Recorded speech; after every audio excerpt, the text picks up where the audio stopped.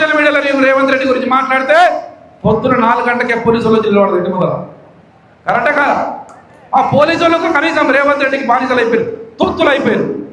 ఎన్ని రోజులుంటే నేను పోలీసు సోదరులకు నేను రియల్గా ఈరోజు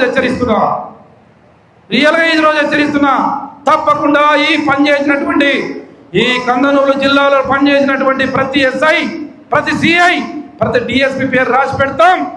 ఎక్కడ పోయినా మీరు భూమి మీద ఉన్నా పైన ఉన్నా ఎక్కడ పోయినా వదిలిపెట్టే ప్రసక్తి లేదు మిమ్మల్ని.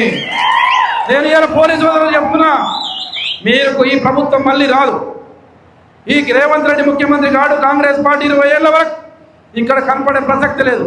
అనవసరంగా వాళ్ళ మాయ మాటలు నమ్మి మీ భవిష్యత్తును మీరు ప్రశ్నార్థకంగా చేసుకోమాకండి. నేను పోలీసు సోదరులంటే నాకు గౌరవం. అందరు పోలీసు వాళ్ళు అట్లుండరు, కొందరే ఉంటారు.